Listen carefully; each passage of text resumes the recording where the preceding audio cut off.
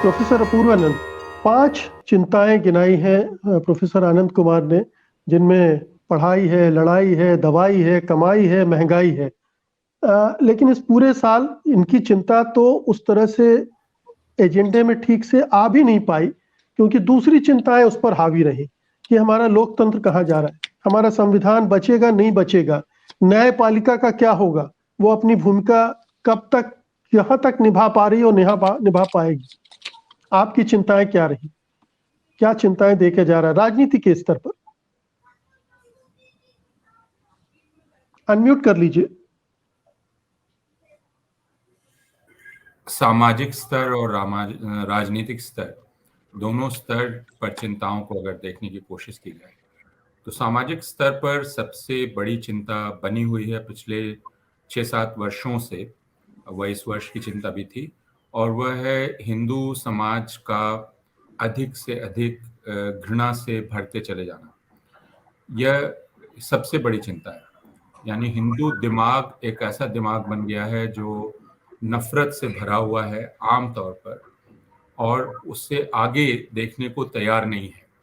तो एक मुसलमान ईसाई विरोधी नफरत से भरा हुआ हिंदू दिमाग, यह सबसे बड़ी चिंता का विषय है सामाजिक तौर पर, और इसके चलते सामाजिक जीवन कभी भी सहज नहीं हो पाएगा।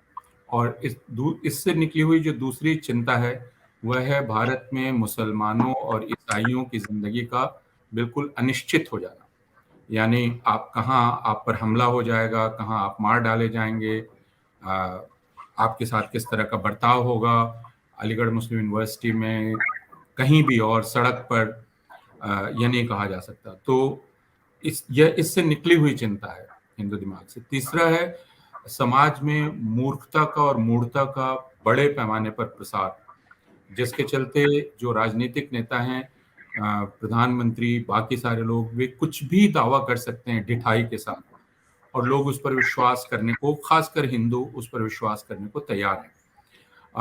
हिंदू समाज में जो सामाजिक परिवर्तन की एक लहर बीच में दिखलाई पड़ी थी राजनीतिक रूप से, उसका सांप्रदायिकरण के चलते बिल्कुल कुंद हो जाना, यह साथ की चिंता है सामाजिक स्तर पर ही।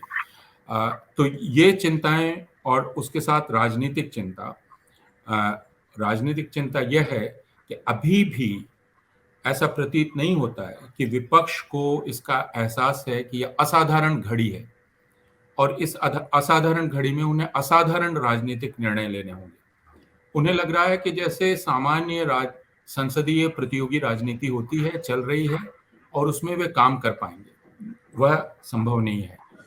इससे जुड़ी हुई जो अगली चिंता है वह है न्यायपालिका क्या अपना कर्तव्य, क्योंकि इस वक्त जबकि कार्यपालिका, सरकार, संघीय सरकार, बाकी सरकारें पूरी तरह से मुसलमान ईसाई विरोधी और एक स्तर पर दलित विरोधी हैं, यानी वे नागरिक अधिकारों की ही विरोधी हैं, क्योंकि उन्होंने कई खाने बना लिया। अर्बन नक्सल, मुसलमान, देशद्रोही, जब इनके नाम पर नागरिक अधिकारों को समाप्त कर दिया जाए तो फिर न्यायपालिका ही एक सहारा बचती है। तो जो सबसे बड़ी चिंता है वह यह है कि क्या न्यायपालिका बच पाएगी, क्या वो लड़ पाएगी कार्यपालिका से और बच पाएगी। इसमें मैं सिर्फ ये कह के खत्म करना चाहता हूं कि पिछले वर्ष सर्वोच्च न्यायालय ने जिस प्रकार ज्ञानवापी को विवादास्पद बना दिया, और अभी जिस तरह मथुरा की मस्जिद को सर्वेक्षण के लिए खोल दिया गया है, यह आगे आने वाले वर्षों में फिर एक बड़े सामाजिक संघर्ष की, एक तरह से आप कह सकते हैं, का बीज बो दिया गया है, और यह बीज न्यायपालिका ने बोया है। क्या वह उसको निर्मूल कर पाएगी? यह एक प्रश्न, यह एक चिंता अगले वर्ष के लिए।